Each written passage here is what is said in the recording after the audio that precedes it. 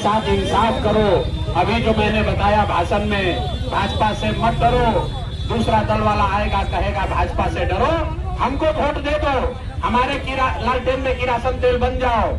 जनसुराज ये कह रहा है सारे इस्लाम को मानने वाले मुसलमान भाई अल्लाह से डरिए और हक के साथ खड़े होइए, अपने बच्चों के साथ खड़े हो जाइए, तभी आपके बच्चों का फायदा होगा, आपके यहाँ बेरोजगारी खत्म होगी। सारे समाज ने सबने मिलकर लब्बैक कहा है और यहाँ जो कि हाट की धरती से ये शुरुआत हुई है, अगले 15 दिन में पूरे बिहार में आप ये परिवर्तन का, बदलाव का लहर देखेंगे। 14 तारीख को एक नई व्यवस्था बनेगी जिसका नाम है जनसुराज। और जब ये व्यवस्था बनेगा तो और कुछ काम हो या न हो, पहला काम क्या होगा, आपके घर के जो बच्चे बाहर गए हैं मजदूरी करने, जो 10-12 हजार रुपया के लिए बॉम्बे में, दिल्ली में जाकर रोजक का जिंदगी जी रहा है, अपना पेट काटता है कि 5-6 हजार घर पर भेजेंगे तो हमारा बाल बच्चा खाएगा। जनसुराज ने पहला वादा किया है कि अगर जनसुराज की व्यवस्था 14 को बन गई तो आप में से किसी के बच्चे को, किसी के पति को, किसी के भाई को, किसी के भतीजा को 10-12 हजार रुपया के रोजी रोजगार के लिए अपना गांव अररिया, जो कि हाट बिहार सीमांचल छोड़कर दूसरे राज्य में नहीं जाना पड़ेगा। करना है, अगर आप अपने बच्चों को, आप कोई राजनीतिक बंधुआ मजदूरी को जनसुराज ने खत्म कर दिया, आपके सामने विकल्प आ गया। अब आपको लालू के डर से मोदी और मोदी के डर से लालू को वोट नहीं देना है। लेकिन राजनीतिक जो आजादी मिली है इसका फायदा तब होगा, आर्थिक आजादी तब मिलेगी जब 11 तारीख को आप बस्ता छाप पर वोट देकर सरफराज भाई को यहाँ से जिताकर सदन में भेजिए।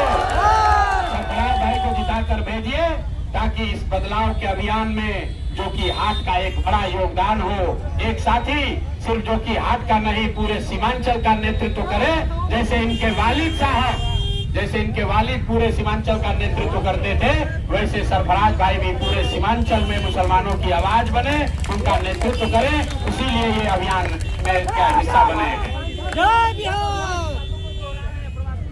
मेरे भाई यहाँ पर जितने लोग हैं लालटेन को वोट देते देते उनका आंख थक गया। 30-35 बरस से तेजस्वी यादव यहाँ आए थे, क्या बोले, हम भाजपा को हरा देंगे, हम मोदी को हरा देंगे। मेरे भाई बंगाल में मोदी को कौन पटका, यही प्रशांत किशोर पटके।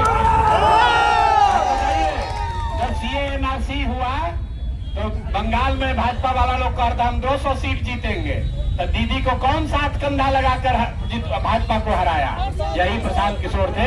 अगर आप हमारे साथ जुड़िएगा तो हम आपको इतना ही कह सकते हैं कि जो कि हाट की लड़ाई सीमांचल तक जाएगी, सीमांचल की लड़ाई बिहार तक जाएगी, और अगर बिहार में ये चीज हुआ तो ये बिहार में रुकने वाला नहीं है, देश में भी हम ही लोगों को रोक कर दिखाएंगे।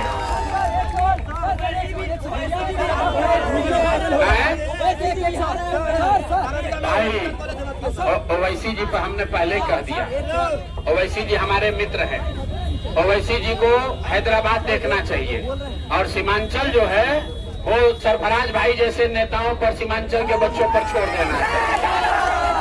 ओवैसी साहब जो कह रहे हैं वो मुसलमानों के हक की बात नहीं है। ओवैसी साहब ये कह रहे हैं कि सारा मुसलमान इकट्ठा हो जाइए, हम लोग लड़ेंगे, अपने हक की बात करेंगे। मेरे भाई यही चीज तो भाजपा भी चाहती है कि सारा मुसलमान इकट्ठा हो जाए, हिंदू के खिलाफ हो जाए। इसलिए जनसुराज ने रास्ता बताया, मैंने अभी सबको सिखाया। आज भी इस देश में आधे हिंदू भाजपा को वोट नहीं देते हैं। वो कौन हिंदू हैं? जो गांधी को मानने वाला हिंदू है, जो बाबा साहब अम्बेडकर के विचारधारा को मानने वाला हिंदू है, जो कम्युनिस्ट और समाजवाद को मानने वाले हिंदू हैं, वो भाजपा के साथ नहीं है। तो ओवैसी साहब कह रहे हैं सारे मुसलमान इकट्ठा हो जाइए, और जनसुराज कह रहा है कि सारे मुसलमान इकट्ठा हो जाइए, लेकिन उन 50% हिंदुओं के साथ इकट्ठा होइए जो विचारधारा के आधार पर आपके साथ कंधा लगाकर भाजपा से लड़ना चाहते हैं। तय आपको करना है। एक आए हैं तेजस्वी यादव, वो MY का फॉर्मूला दे रहे हैं, MY, और ओवैसी साहब कह रहे हैं खाली M, उसमें जोड़ा तेजस्वी यादव ने MY जोड़िएगा 30% हुआ। लेकिन जो जनसुराज का फॉर्मूला है, इसमें 4 विचारधारा के मानने वाले हिंदुओं के साथ अगर मुसलमान जुड़ जाए तो हम लोग 60% होंगे, भाजपा वाले 40 होंगे। इसी से उनको हराया जा सकता है, इसी फॉर्मूले से आगे लड़ाई लड़ी जा सकती है।